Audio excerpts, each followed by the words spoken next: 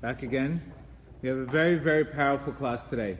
This is one of the classes that I think literally is one of my favorite classes. Out of all the classes, this is probably my favorite class. If you understand this concept, it's going to help you in your relationships, it's going to help you in business, it's going to help you in every aspect of your life. You could see today, people are having a very hard time hitting goals. You know that 92% of people that make resolutions, they can't even make it. So God created the world in a system where He already told us what we have to go through every single time for creation. So I want to educate you guys a little bit about the beginning of creation. Once you understand this, it's just a matter of plug and play. We know that the number one reason why people are not hitting their goals is because they're emotionally drained out. They keep on trying and they keep on failing. So what do they say? I can't do it. Right? We know that's one of the major things that it's an emotion. That's what it is. It's not reality. I know I have it inside of me, but what happens? My emotions, my past is telling me you can't do it. So what do? You quit. So if we understand this is exactly what actually has to happen in creation, you'll have a whole different view on hitting goals, businesses, etc. across the board. So we know today, God's always either He's revealed or hidden. It's always either He's revealed or He's hidden. And we always see that. Where's God? One day I wake up with all this energy, the next day, where's God today? And it's always this back and forth, peekaboo action that we're constantly going through. And what happens? Some of us get burnt out because we can't handle when the unknown. Okay? So first I want to educate you guys, and I want to explain to you guys that Torah is living Torah. Torah is not a text to read in the past and say, oh, I'm traditional, I read it. You're not living it. That means you're not using the Torah for the rest of your life. What do you think God gave you the Torah for? He gave you just to put it in a book and read it twice a year? No, He gave it to you so you can tap into the energy of the Torah and use it in every aspect of your life. That means people are misusing the Torah. I'm trying to bring it out to people and explaining to them, by the way, whatever you read in those self-help books, here, this is where it is. So you understand the basics and you understand the mechanics of the Torah, you'll have a whole different view. We already know that everybody's into this Kabbalah action today, right? So what is really Kabbalah? Kabbalah is as below, so is above. That means I can't expect a different reality until I match the reality that I want down here above. So I can't have, the way the world works is we have to make the initiation. That means sometimes people are waiting, God forbid, they have a story about life, or they have a situation where they think about life, where this clogs their hearts, or they get stuck in a situation. Helicopters don't come out, spiritual helicopters don't come out and bail people out. Only when the person shifts their mindset and views the situation differently, does that particular person have a shift upstairs. Does everybody understand that? Why is that made? Because otherwise there'd be no free choice.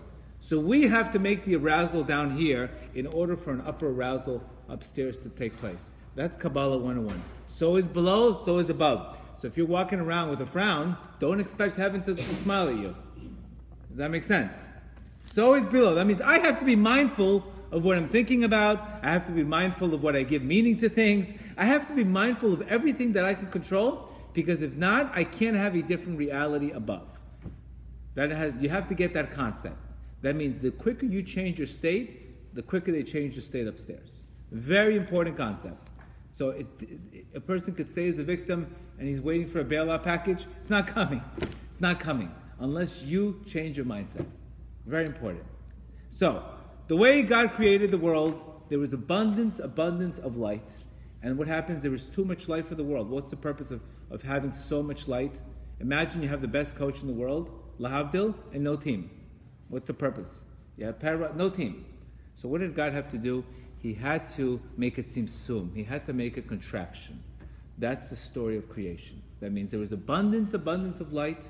So what did God do? He had to make it in a contraction. I'm going to use the word tzimtzum. Tzimtzum also means the word contraction. Remember, when I use tzimtzum, it means a contraction.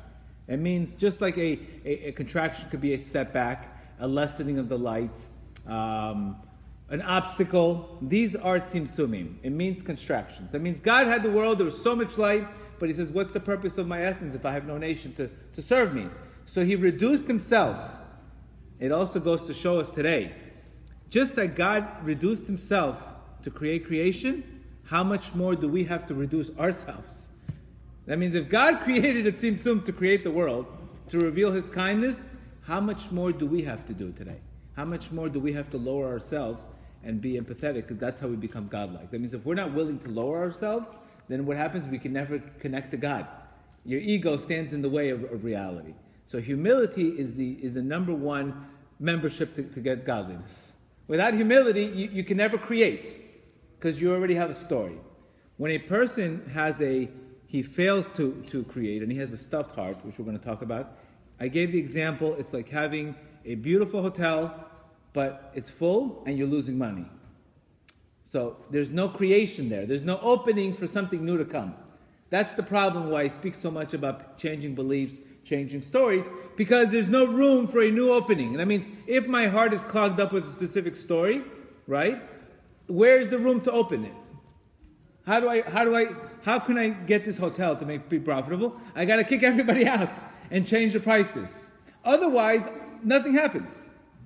So what happens? Negative thoughts clog our hearts. You obviously feel it. When you feel negative, what happens? You feel off. Your emotions take a hold of your head. Your emotions are ruling over your mind. So what happens? We can never create. Now, God created the world. He created Tzimtzum. And right after the Tzimtzum, because He had to make a place where man would have free will.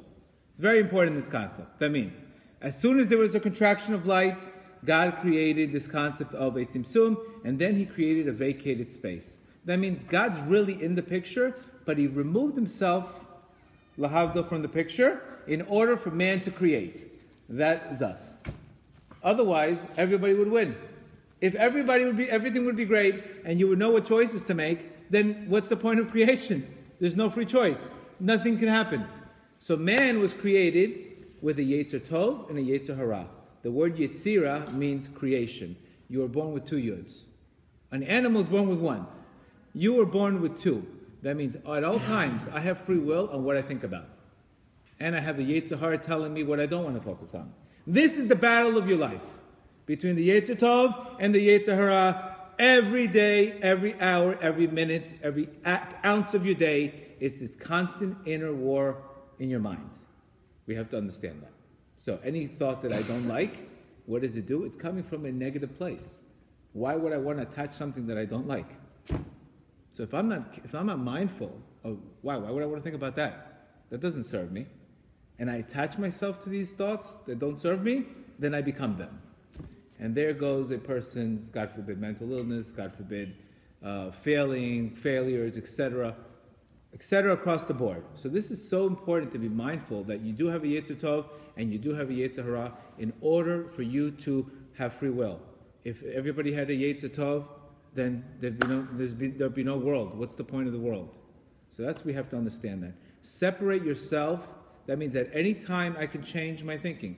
Anytime I can focus on what I want and not focus on what I want. That's up to me. I have control of that. There's certain things in life you can't control, and there's certain things you can. What you think about is one thing.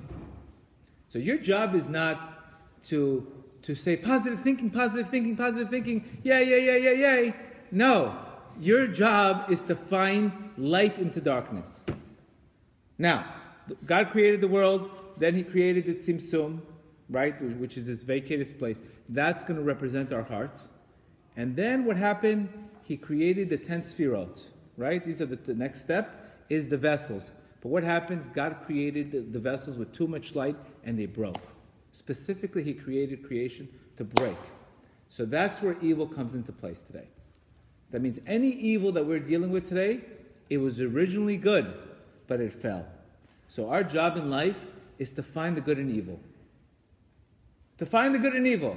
You have to find the mud that you get in your life, and you have to fight, and find the good in it. And you have to find meaning in it. And you have to find, why did this happen? There's got to be good in it because it was created with good. It just fell onto the other side. That's called the Shvirat HaKelim. That's called the shattering of the vessels. That's failures, that's divorces, that's trauma, etc.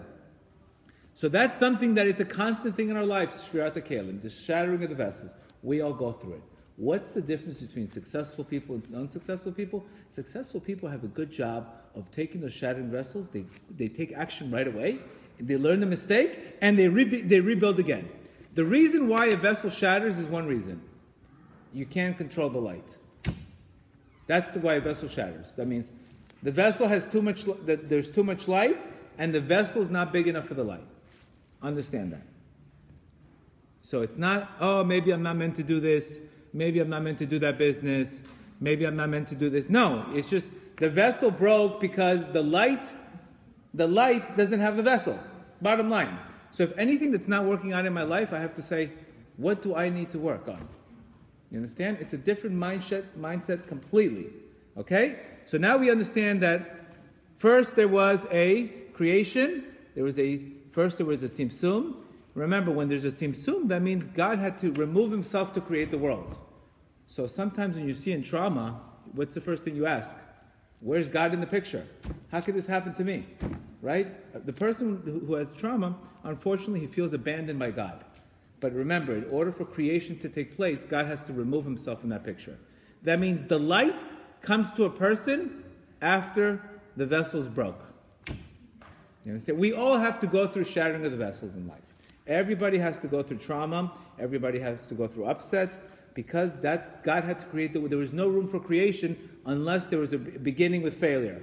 So what happens today? People say, I'm the failure. Instead of, no, there was not enough light in my vessel, that's why I broke. What do I need to do? I need to learn, what do I need to learn from this situation? And rebuild. Anything but rebuilding is a waste of time, etc.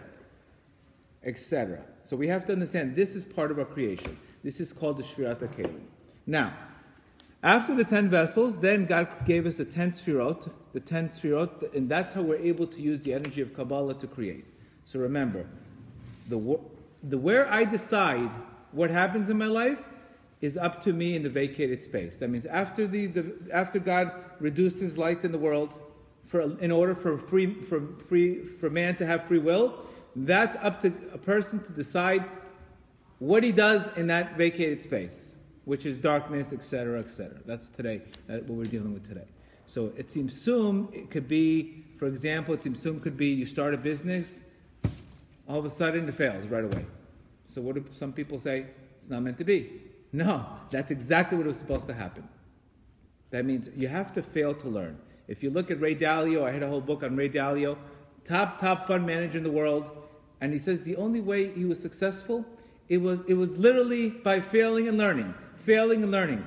He understood, I don't know how he got this concept, but in order to build your vessel, you must fail and rebuild. That's the only way to build a vessel. I cannot build a vessel by anything but failing, learning from my experience, and starting again.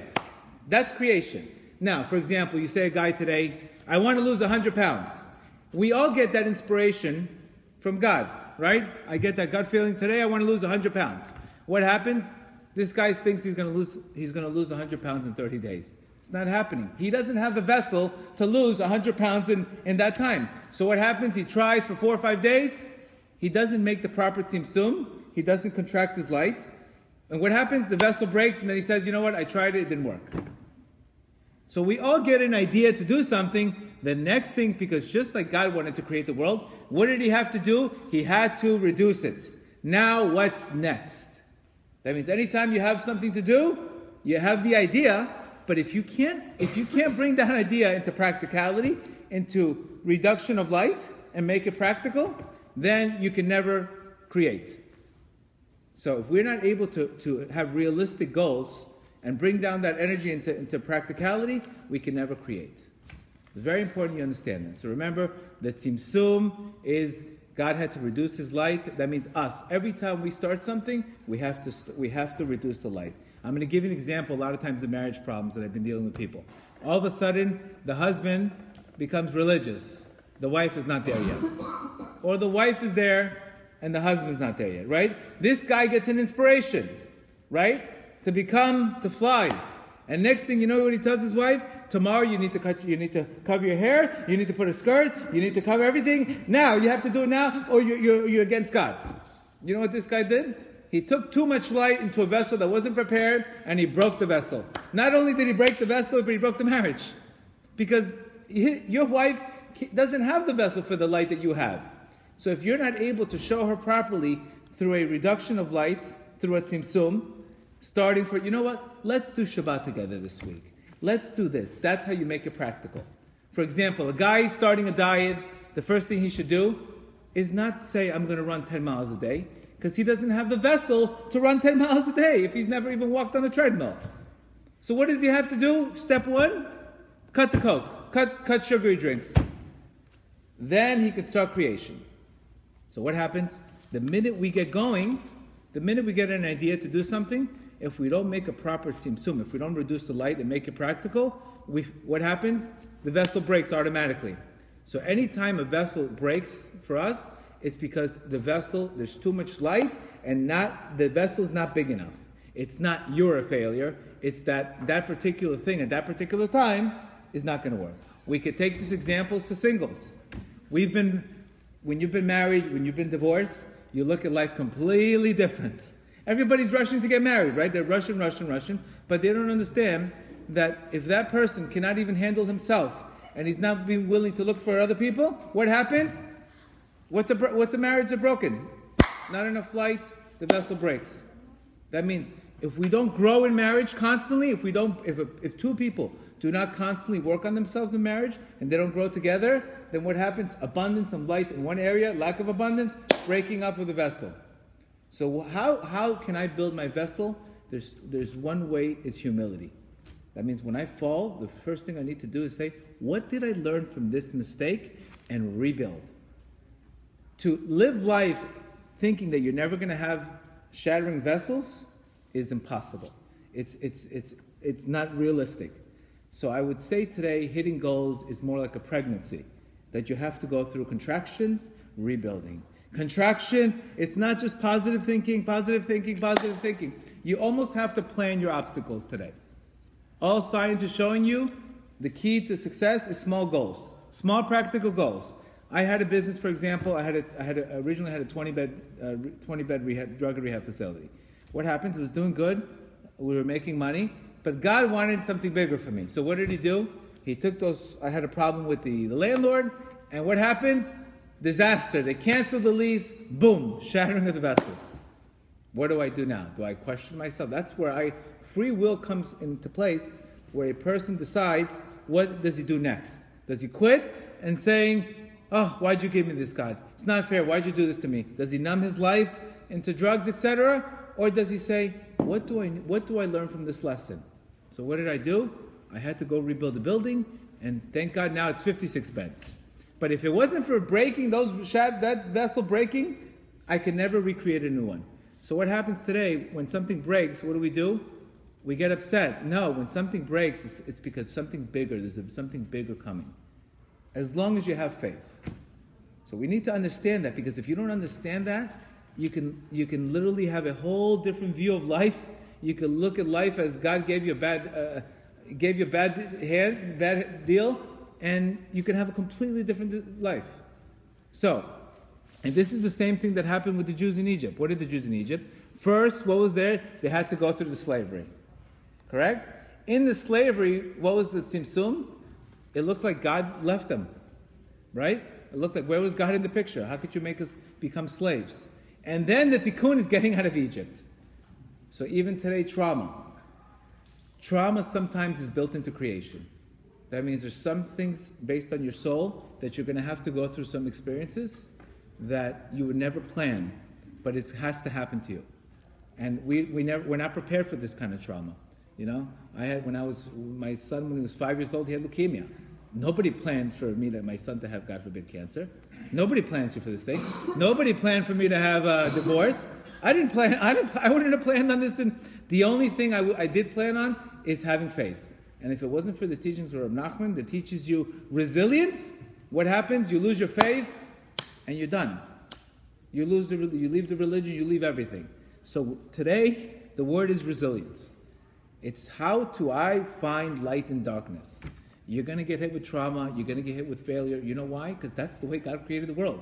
He created the 10 vessels with a built-in breakage.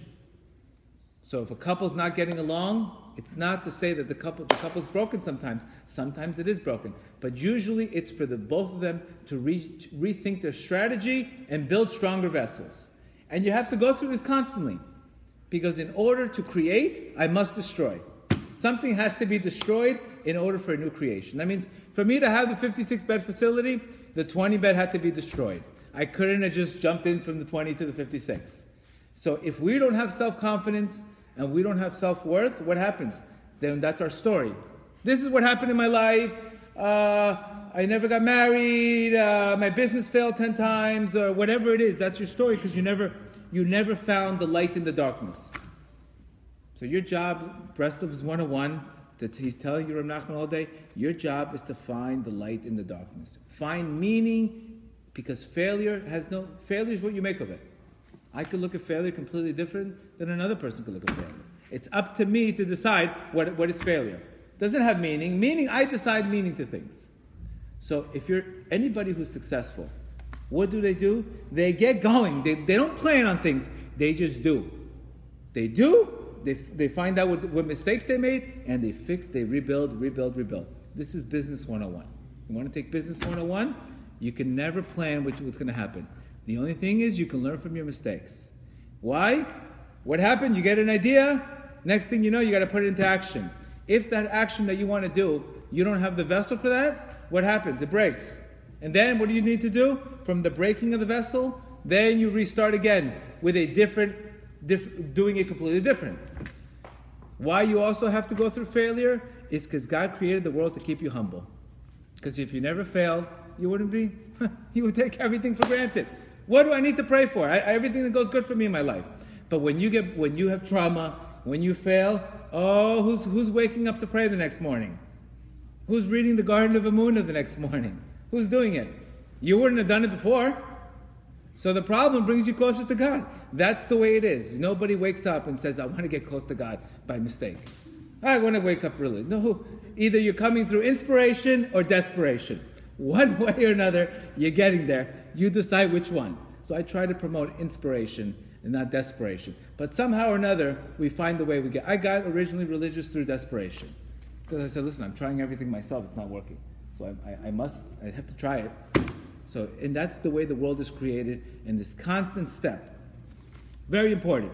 So, what do we do when we have the tzimtzum? That's the key to victory or defeat. Rav Nachman says in lesson 49 that what happens? Because a person remember, we have our souls, believe it or not, your soul is made to fly. That means your soul is made from God. It doesn't have limits. What happens? We put a lot of garments on our soul. We put a lot of schmutz on our soul. So what happens? It doesn't look like my soul looks like I'm lost in the city. But if you get rid of the garments and you get rid of all the coverings on your soul is supposed to fly, and you're supposed to get every single answer inside. You should. If a person's connected to prayer, he doesn't need to ask 100 people what to do. His heart tells him exactly what to do.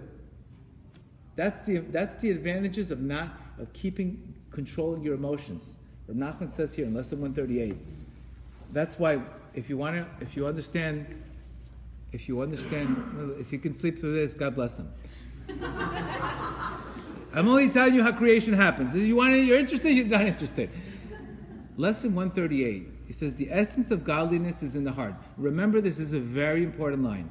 The essence of godliness is in your heart. That means whether you should marry a guy, whether you should do this business, your heart's going to tell you the answer. Why? Because it says God placed wisdom in your heart. What do you mean, put wisdom in my heart? Put wisdom in my head. What does my heart have to do with my head? The bottom line is, if my emotions are taking over my head, I can't even hear. I'm clogged up. I can't even hear the voice. It's like you're going to Orlando, but the GPS, you put the music so loud that you can't hear the GPS. The GPS is telling you got to go here. But what happens? You want to put so much music on, you can't even hear what your heart is telling you. So when you guard your emotions, that means you always want to be open. Why? Because if I'm open, I can receive. If I'm closed, I can't receive. There's no room for creation to take place. Does that make sense? So guarding your emotions is probably the key to everything. That means, what signal can I get from God if I'm angry? It takes me 5 hours to recover from cortisol attacks. How can I get God's message from this situation if my emotions are taking over my life? possible, right? Because what happens? Your emotions, what do? When a person has negative emotions, they clog his creation. The heart represents creation. So if my heart is blocked, it's clogged, I can't make room for anybody else. So it's very important. So whether we're mindful with our emotions, it could be the key to you getting the answer you want. I spend 99% of my decisions they come with prayer. Because nobody's got the answer from me but me. I know that the answer is inside of me. Why would I go spend time where another person maybe he doesn't know the answer? I know the answer is in me. And I know the answer is created through prayer.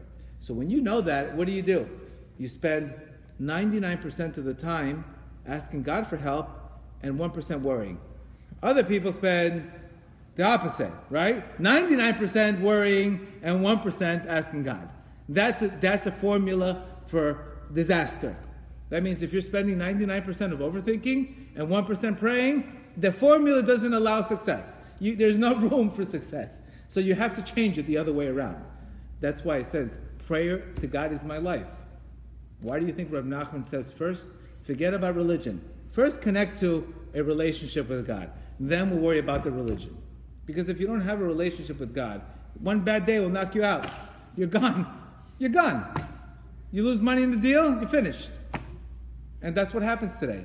People lose money in business, goodbye. First one they say goodbye to is God. Meanwhile, they could have had an opening for that business.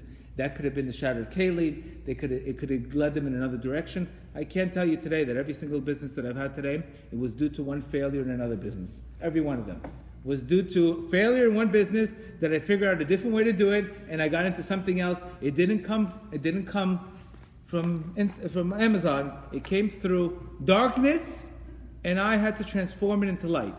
Every single one across the board is a story of life. So if you're not good at looking for light in darkness, it's going to be very dark. That's our job in this world.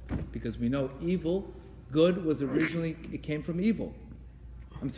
Evil originally came from good. So there has to be good in evil.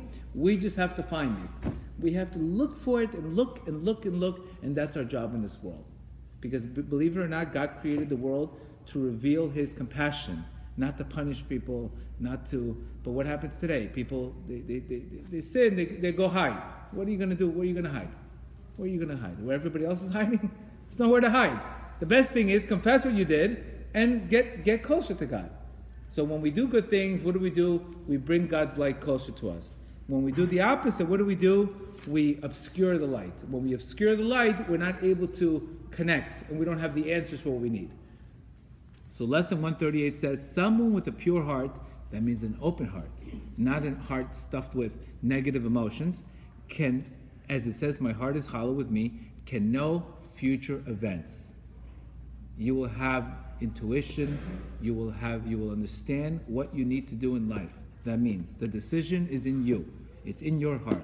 Your job is to make sure that if this is your antenna, you don't want to muddy it up with garbage, with negativity, with not forgiving people. You want to let everything go. That means I should not have one suppressed emotion, because this suppressed emotion is going to block my signal from getting the answer that I need. So what would I do? Everybody's forgiven. God bless the world. I'm gonna take energy in my heart, which I need for my life, to give it away to people because this one wronged me. Never would I do that. Because what am I risking? Me. I'm risking my heart not getting the proper signal. If I walk around with a clogged heart, what's going to happen? I'm going to walk around upset, sad. I'm going to miss opportunities in life. So what happens when you get a breakup from a boyfriend, for example? What do? You walk around sad. How could this do? Maybe I'm not good enough. Maybe he didn't love me. Blah, blah, blah, blah, blah. You clogged your heart. Or you could say, you know what? This is what God wants. It's not meant to be. This is my shattering of the vessel. Let me create what I want now. That's what you're supposed to do. So it's okay to have those rough days. It's okay to have trauma. But you have to be able to, there's a time for trauma, there's a time to move on. So again, it's not easy. Obviously, I went through major trauma, but the opening was created only when I decided to unclog my heart and allow a new creation to come into place. So if we understand Kabbalah, we understand God's name, Yud Kei Vav Kei, Yud Kei Vav Kei. The last one is Hey. The last Hey represents Emunah. So what happens? if a person clogs up his heart, that last hey becomes a dalid. So what are we doing when we're doing teshuvah? What are we doing? Teshuv hey. What am I trying to do? I'm returning the hey. I'm going from a dalid to the hey. This is something that we're going to go through daily. We're going to go from a dalid to the hey. Why? Because God's going to be revealed at 9 o'clock in the morning, 10 o'clock. Where's God? I was having such a great day. Next thing you know, I lost my whole inspiration. Why am I feeling like that? Then you have to question yourself. Why are you feeling like that? Question the thinking. Don't question God. When you question God, you get nothing. When you question your thinking, you get everything. Your job is to question your thinking constantly. Why do I feel like that? Oh, I know why I'm upset. I'm upset because I had an expectation that wasn't met. Okay, let me appreciate what they did do for me. Otherwise, we walk around with no energy, and that's where the energy is taking. The energy is... There's not a bunch of Jews running marathons here. I haven't seen 100 Jews. There's marathons in their mind. You don't see people. How many Jewish marathon, 10... How many people go to marathons? You're running a marathon in your mind. From emotional overthinking, etc., maybe because it was your mother, whatever it is, you're born to overthink. We have to cut patterns. We don't want to overthink, because we overthink, we clog our hearts, we clog creation. So our job, Rav Nachman says here, when a person thinks evil thoughts, he clogs up his heart, which is the aspect of his creation. Because creation has to come into the heart. Remember, I have to have, if I'm going to start a business, and next thing you know, I try 3, 4, 5 times, next thing you know, there's 5 headaches in the business. What am I going to think? It's not meant to be. And what am I going to do? I can't take this business, too much for me. So what happens? I stop. There's my I clogged up my creation. Instead of maybe I needed 10 steps to go. Maybe I needed 15. So every time you fail, it's only to teach you that your vessel didn't have enough light, couldn't handle the light that you wanted. All you need to do is go back, figure out what you need to fix, rebuild the vessel, and move on. That's business, relationships, life 101. The problem in life, too much light, not enough vessel. That's the problem. If you can take it, I try to bring these concepts in a very, very simple way. So what do I need? If you look at the 10 sfirot, Chachma, Bina, Dat, Chesed, I need to use those 10 sfirot to tap into energy. So sometimes I'm too hard on myself. So I need to be good with myself. There's times where you fail in business, that's not the time to call yourself a chamor. That's the time to say, you know what, keep on going. Learn. What are you learning from this mistake? Either you win or you learn. What are you learning from this mistake? The vessel shattered for a reason. Maybe the vessel shattered to give you new light. That God wants to give you something better. But what happens? God is only where you let him in. If your creation is clogged, there's no opening for God. Because you've already created that ending. That's why the problem is like I said, the bigger the ego, the smaller the perception. When I don't have perception, I can't receive. Because my ego, there's no room for something new to come in. There's no room for a big creation. So unless a person becomes humble and says, you know what can I do to change? How can I fix this? He never gets that new creation. And this is very sad because there's a lot of people living in the past. When's your last date? Oh, this problem happened to me 1999, July 7th. Creation's over. That's done. That's his creation finished. 2017, this happened. Creation's done. And I could say, I've been through divorce. I've been through terrible things. But my creation did not stop. That means when you have problems, don't go down with them. That's what we're trying to tell you. Don't go down with your problems. It's not that creation has to happen and you have to go through failure. So we look at today and we see, wow, what's God doing to it? Look at this person, God forbid that person, look how he has. They stay there. We don't want to stay there. Because you have potential. Your soul is happy when you give and grow. If I'm not giving and growing, I'm naturally not going to be happy inside. I'm going to look for artificial happiness somewhere else, whatever you call it, whatever happy you want to call it. That means if I'm growing and giving, it's an internal happiness. I don't need an external happiness. But if I'm not growing and giving, guess what? Where am I getting the dopamine from? Food, cocaine, drugs, alcohol, whatever it is, drug of choice. So that's how we know if we're living in our soul state, is if it's an internal issue. It's not an external issue. It's nothing wrong with having nice things. I'm all for it, but it shouldn't be a chase. It shouldn't be a chase. So Rav Nachman says here that the person spoils his creation. So our job is to go from a dalet to the hay. That means if I'm going through the day, I have to go from a dalet to the hay maybe 10 times a day. My mother-in-law's coming, dalet. You know what? She's only coming for a week. That's a hay. See, I took a positive spin to that. That's just an example. My wife is upset at me. She sold this to me. You know what? But she does do this for me. I just made a hay out of it. You understand? My husband wronged me. You know what? But look what he did last week for me.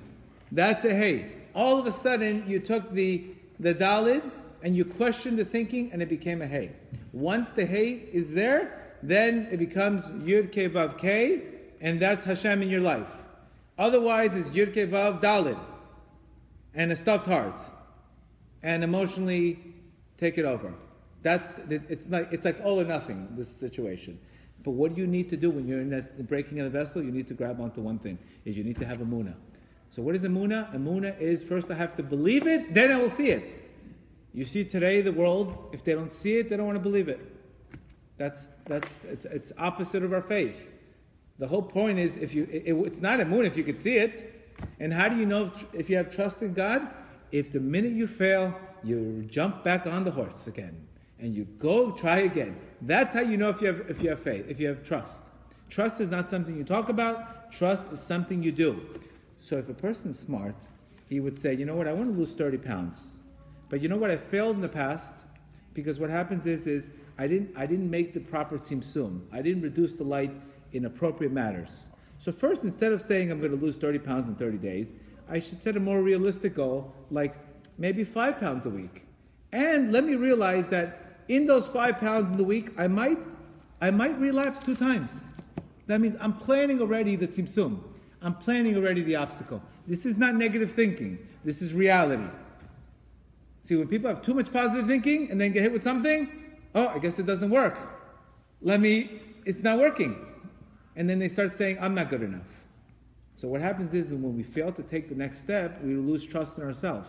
And that's how little by little, when you lose trust in yourself, there goes your self-worth. And then when you have no self-worth, instead of loving yourself, you lose yourself. Come to my rehab. Every single one of those people there, they're struggling from failures that they said they're the failures, instead of they really just had a failure in their life, and all they had to do is learn the lesson, rebuild, but they became the failure, and then they said, that's my life. So when you don't love yourself, you lose yourself. And you lose your self-worth, and then you do very foolish things. So without Emunah, it's not something, I love Emunah sticker on my door. No. Emunah, you need Emunah because you're not going to see the light, because God is removed from the picture in order for you to have free will. You understand? In order for creation to take place, God had to remove himself from it.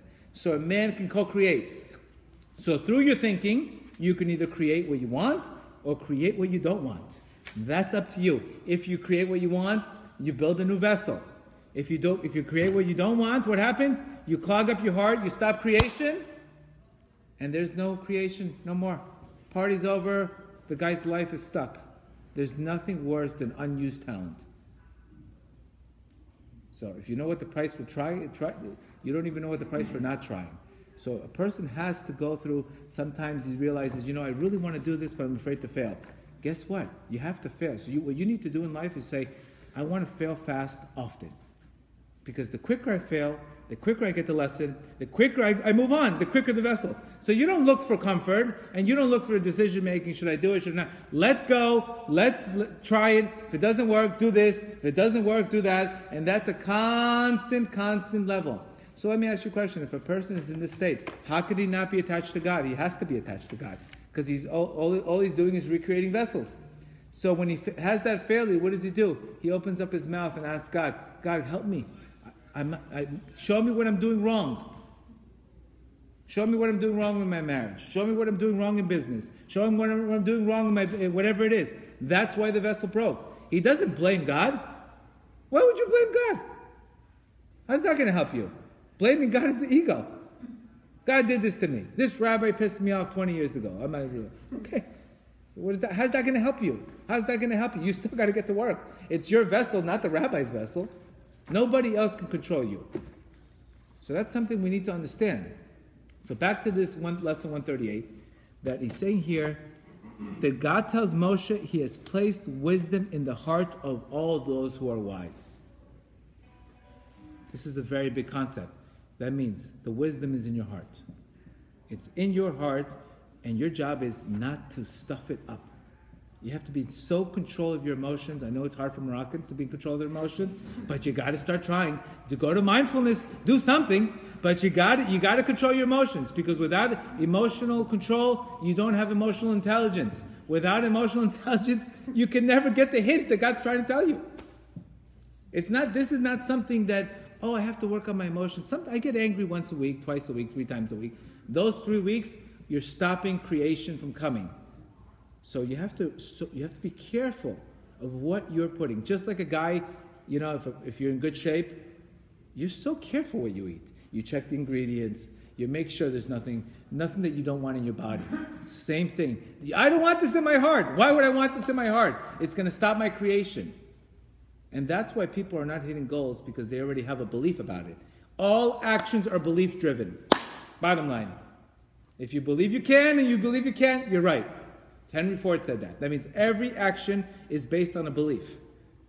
That means if I believe that praying to God is the key to my everything, what am I going to do? I'm going to wake up in the morning, pray to God, and ask Him for clarity, ask Him to help me make bigger vessels. If I believe that prayer doesn't work, what am I going to do? I'm not going to do it. That means if I don't change my belief about something, I can never change the action.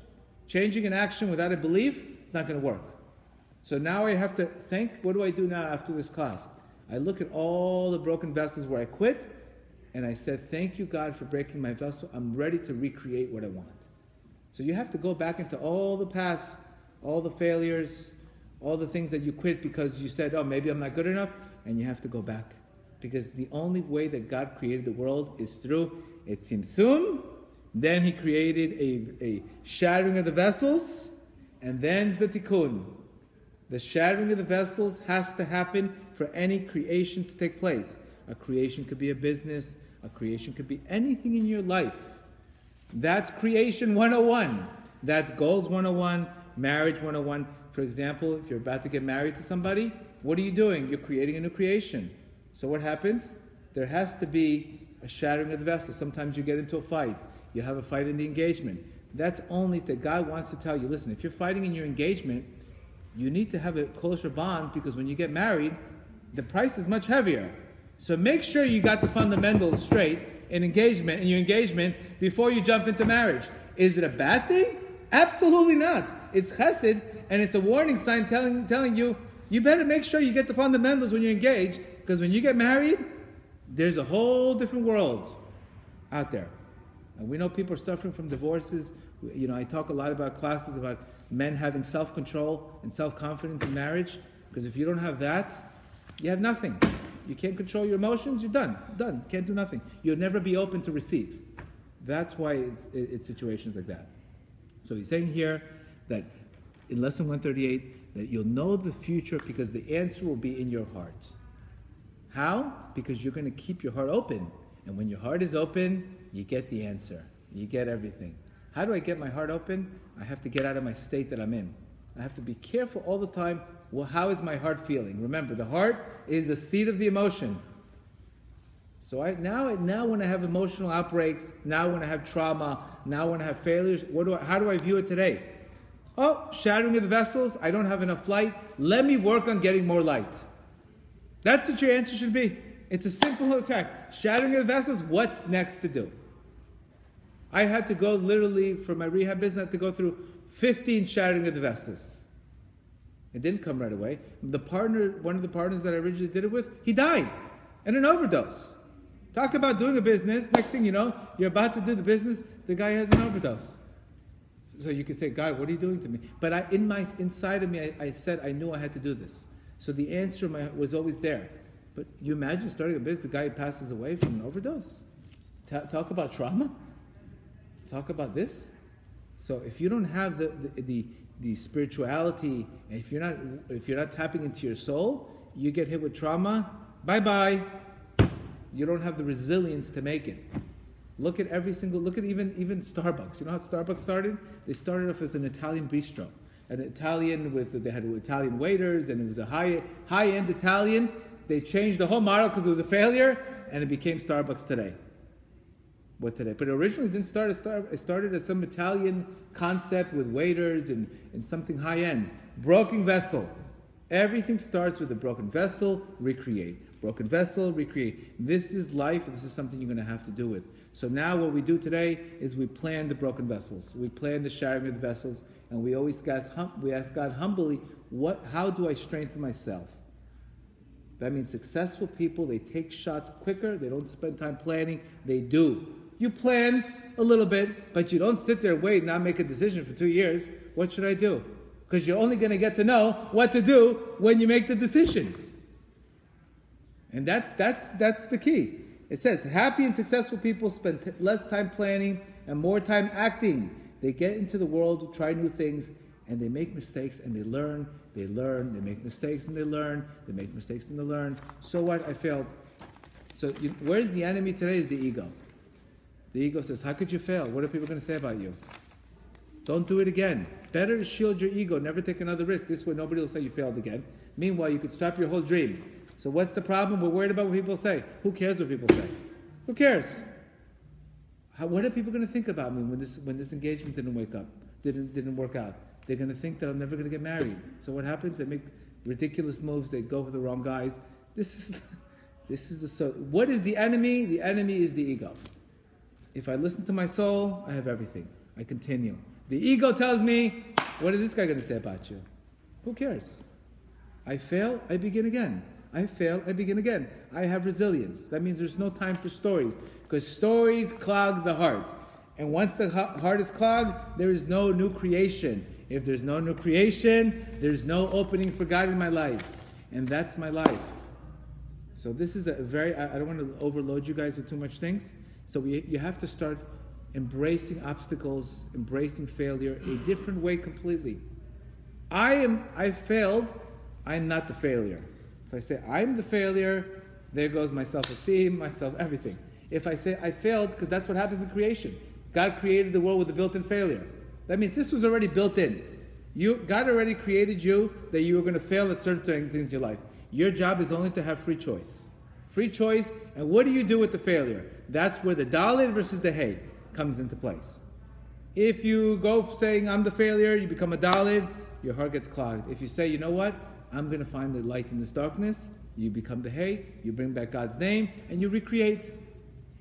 So even in a marriage, for a marriage to get better, you have to have fights. The fights are because at that level, remember, we always have to grow.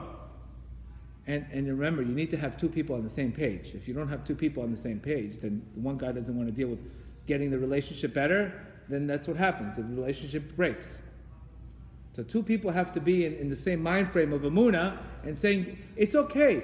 Doesn't mean the relationship's a problem. It means we had a tzimtzum in the relationship.